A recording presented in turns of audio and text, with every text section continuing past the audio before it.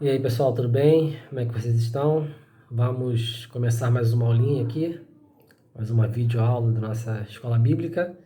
E vamos falar com Deus agora para que Ele nos ajude, nos dê orientação, nos dê compreensão perfeita da Sua palavra, tá bom? Então, feche seus olhos aí e vamos falar com o Papai do Céu. Pai querido, te agradecemos por que o Senhor tem estado conosco todos os momentos, nos dando conhecimento, nos dando sabedoria, protegendo as nossas vidas de todo mal. E queremos te pedir, Senhor Deus, que continue conosco, nos guardando de todo perigo, nos guardando do homem mau, da morte, da doença, da tragédia, nos dando, Pai querido, sabedoria, nos dando conhecimento e estando ao nosso lado, nos consolando, nos confortando e ajudando em todos os instantes de nossas vidas. Seja com esse momento em que falaremos da Tua palavra, Senhor Deus, abrindo os nossos corações e nossas mentes para Te entender, para ouvir a Tua voz, Senhor Deus. Fala com cada adolescente que estará assistindo esse vídeo, Senhor Deus, e que eles possam, a partir de agora, Pai querido, aprender um pouco mais sobre a Tua palavra, sobre o Teu Espírito Santo e propagar esse conhecimento ao mundo. É o que te pedimos, confiados no Teu poder para agir. Em nome de Jesus. Amém. Bom, então, galera, a nossa aula hoje é a aula 7, né, da nossa revista, e ela vem falando, né, como a gente já vem comentando nas outras aulas, sobre o Espírito Santo. E desta vez ela vai falar sobre uma característica específica do Espírito Santo, que é relatada pelo próprio Jesus Cristo nos últimos dias de sua vida aqui na Terra, né? Nós já vimos que o Espírito Santo ele faz diversas coisas, né? Ele nos ajuda de muitas formas. E hoje a gente vai ver mais uma delas, tá? Então abra sua Bíblia aí no nosso texto base, que é João, capítulo 15, e nós vamos ler os versículos 26 e 27, tá? João 15, 26 e 27. Esse texto é aquele momentozinho final da vida de Jesus, né? Quando ele já está ali dando aquelas últimas instruções aos discípulos sobre o que eles devem fazer e explicando que falta pouco tempo para a sua morte, né, para que se cumpra aquilo que está prometido na palavra, né? E ele vem falando sobre o que vai acontecer depois que ele morrer e explicando para os discípulos que eles não ficariam sozinhos nessa batalha, né? Ele deixaria alguém que iria substituí-lo, ia substituir o papel de Jesus aqui na Terra. E ele vem falando assim, mas quando vier, no versículo 26, mas quando vier o Consolador, que eu da parte do Pai vos hei de enviar, aquele Espírito de verdade que procede do Pai, ele testificará de mim. E vós também testificareis, pois estivestes comigo desde o princípio. Então ele vem falando, olha, eu vou, mas vou enviar a vocês um Espírito Consolador, algo que vai substituir a minha função aqui, né? Se a gente parar para pensar nas nossas vidas mesmo, nós vamos entender um pouquinho melhor sobre essa função, essa característica do Espírito Santo. Quem entre os adolescentes que estão ouvindo nunca receberam esse tipo de tratamento de seus pais, né, ou de amigos? Você está angustiado, está com medo e alguém vem te dar aquele abraço, te dá aquela palavra de consolo, de conforto e você se sente melhor. Ou então você se sente incapaz de fazer alguma tarefa, de alcançar alguma coisa, e uma das formas que usam para nos estimular a alcançar os objetivos é prometer alguma coisa, dizendo, olha, estuda, que se você passar naquela prova eu vou te dar aquele presente que você tanto queria, vou te dar aquela roupa, ou aquele passeio, aquela viagem que você tanto sonha. Então, são coisas que nossos pais, nossos familiares, amigos fazem para tentar nos animar, para tentar nos ajudar, para nos dar forças para continuar na nossa caminhada, na nossa batalha. Então, essas coisas são bem parecidas com o que o Espírito Santo de Deus faz nas nossas vidas, né? Ele tenta nos animar, nos dar forças, nos dar ânimo, com palavras, com ações, com promessas. Isso tudo vai nos ajudando na caminhada. Consolar, de acordo com o dicionário, seria a mesma coisa que confortar, seria a mesma coisa que te animar, né? Então você pode ter o consolo como um sinônimo de alívio de dores, de sofrimentos, de tensões. E isso tudo é feito de diversas maneiras. Então o Espírito Santo ele vai agir de muitas maneiras na hora de consolar o cristão, tá?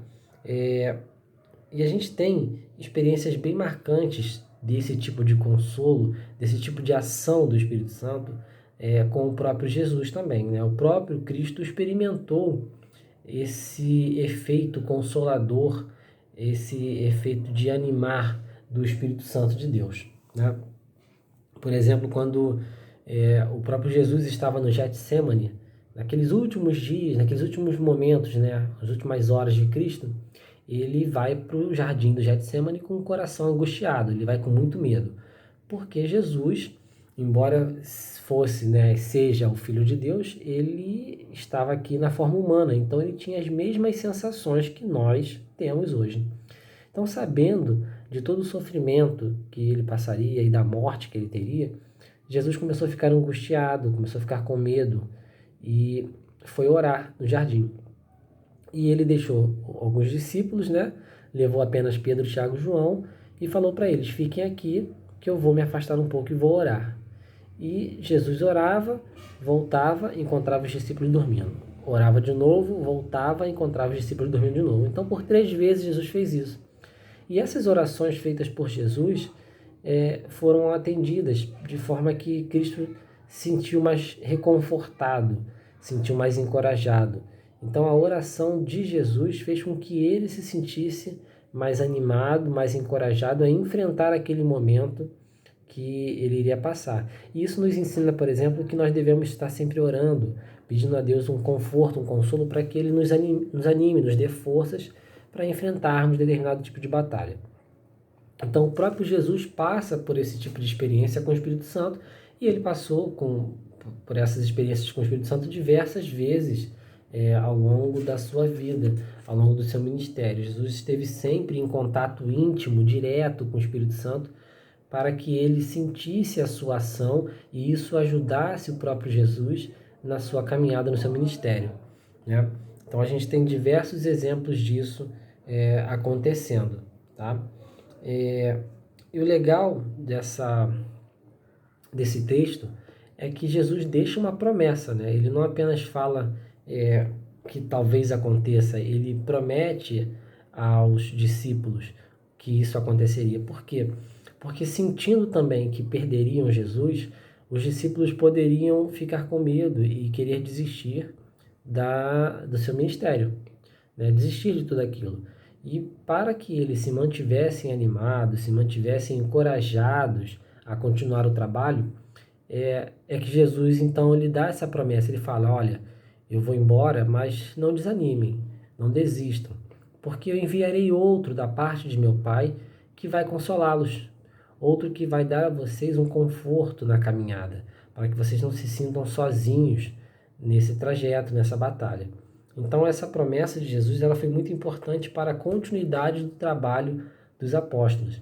E quando a gente lê as outras epístolas, né, desde o livro de Atos, que é histórico, até as outras epístolas, até o final, a gente vê claramente o Espírito Santo agindo de maneira sobrenatural, não só inspirando a escrever, mas a falar e a fazer coisas que, em alguns casos, igualavam ou superavam os atos de Jesus aqui na Terra.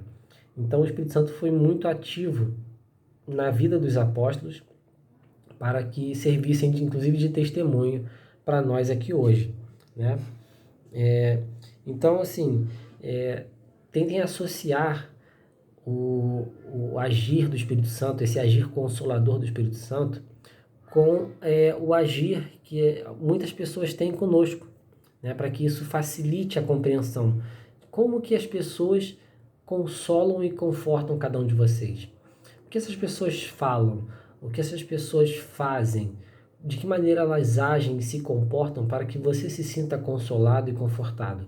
É dessa maneira que o Espírito Santo age, tá? E a gente vai ver aqui na lição que o Espírito Santo ele vai agir de 2 maneiras básicas, tá? Eu não sei como é que está na revista de vocês, mas existem duas maneiras básicas pela qual o Espírito Santo vai agir para consolar os cristãos. Então, não sei se na revista de vocês está escrito assim, mas existem então duas maneiras, né? A infraestrutura do Espírito Santo e a superestrutura do Espírito Santo, tá? E a gente vai ver o que é cada uma delas, as diferenças entre elas e exemplos de como o Espírito Santo agiu em cada uma delas, tá? Então, a primeira maneira como ele age na vida do cristão é através da sua infraestrutura. O que seria essa infraestrutura? Para ficar mais claro, é quando o Espírito Santo age de maneira direta, consolando, confortando, animando, interagindo diretamente com o crente, com o cristão. Então, de que maneira é isso? É quando ele fala diretamente com você.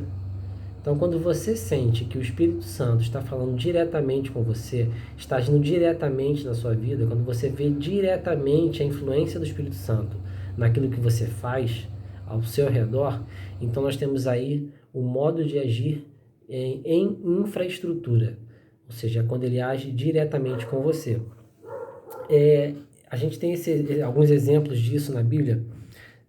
Se vocês quiserem abrir as Bíblias de vocês em Lucas, capítulo 2, a gente vai ver lá aquele caso de Simeão e Ana. Simeão era um homem temente a Deus que havia recebido do próprio Espírito Santo a promessa de que ele não morreria sem antes ver o Cristo.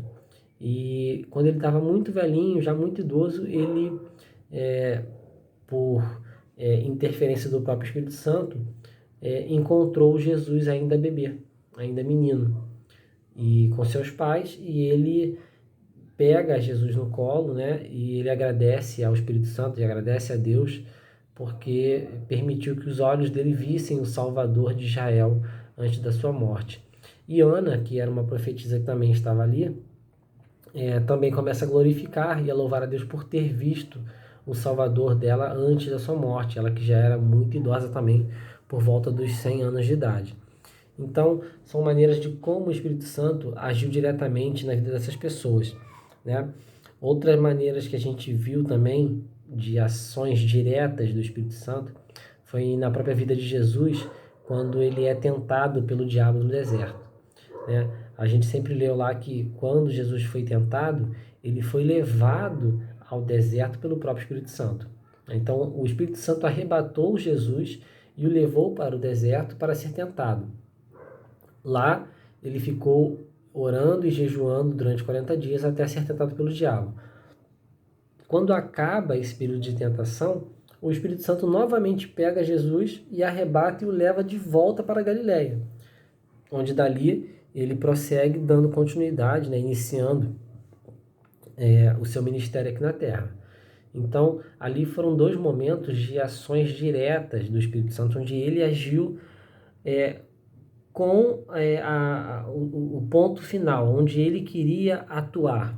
Então, ele pode agir na sua vida, adolescente, ele pode agir diretamente na sua vida, falando diretamente com você. Você pode ouvir claramente a voz do Espírito Santo e sentir claramente a ação dele na sua vida. Quando isso acontece, nós temos um modo de infraestrutura de ação do Espírito Santo, tá? Então, quando a gente tem um outro modo, o modo de superestrutura, é quando o Espírito Santo age de maneira indireta na vida do cristão. O que seria ação indireta? É quando ele usa outros métodos para falar com você. É quando ele usa outros métodos, outros meios para te levar consolo, te levar conforto ou te animar. Na Bíblia nós temos alguns exemplos de como Deus, por exemplo, fala com o homem, né? Com algumas pessoas, como por exemplo, como Deus fez com Adão no Jardim do Éden, ou como fazia com Moisés, ou como fazia com Abraão, Deus falava diretamente com eles. Era uma fala direta. Essas pessoas ouviam Deus falando. Adão, por exemplo, andava ao lado de Deus no jardim. Então, essas eram formas diretas de Deus falar. Mas haviam outras formas, né, de Deus falar, de Deus se manifestar na vida das pessoas. Né? No deserto, quando o povo de Israel foi liberto do Egito, Deus falou com o povo de diversas maneiras, né? Com coluna de fogo, com maná sendo lançado do céu, com Balaão, por exemplo, que era um juiz, ele fala através de um animal, né?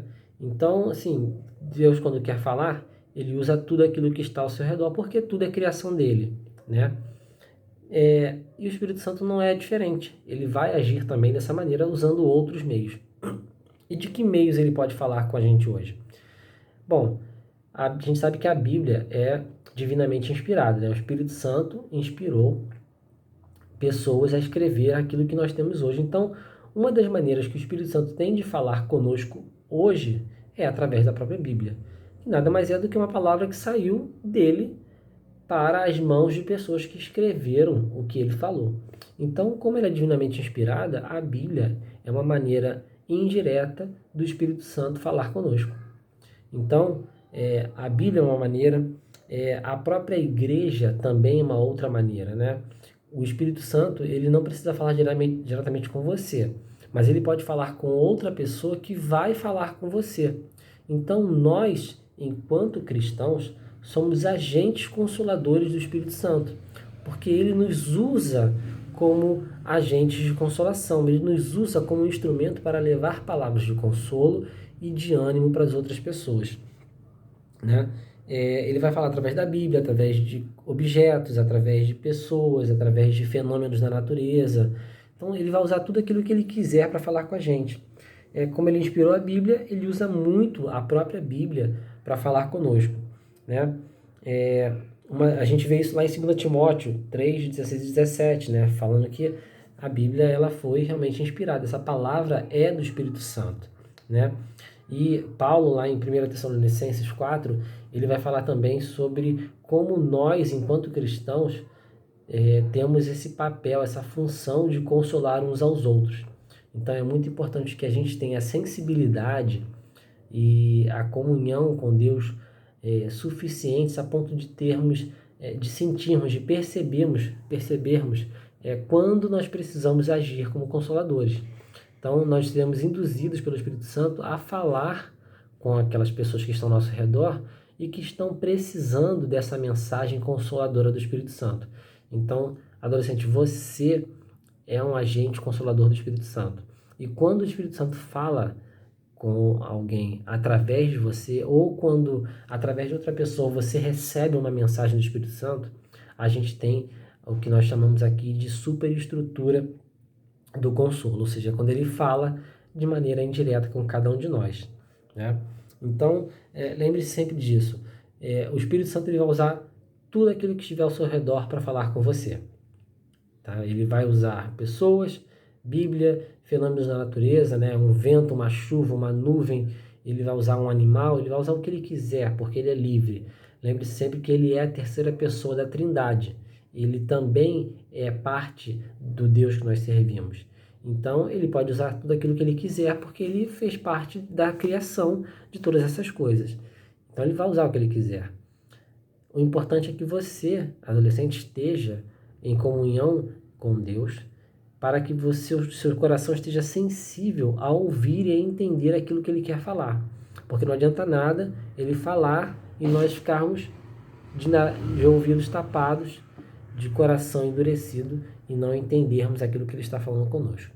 Então, o Espírito Santo sempre vai falar. É seu papel, adolescente, estar com o coração apto a ouvir e a entender aquilo que ele quer falar com você, tá bom? Então, estejam sempre preparados para ouvir e para ser instrumentos do Espírito Santo para consolar aqueles que necessitam, tá bom? Bom, essa é a mensagem que a gente tinha para falar hoje, né? Essa é a nossa lição. Espero que a gente possa se ver em breve, né? Que isso tudo acabe rapidamente, nós possamos nos encontrar, tá bom? Estou com saudade de vocês. E se Deus quiser, logo logo estaremos juntos, tá bom? E se você gostou desse vídeo, dá um joinha aí, tá? Compartilha com os amigos, comenta, tá? Deixa um like aí pra gente, beleza? Um abração, galera. Fiquem com Deus.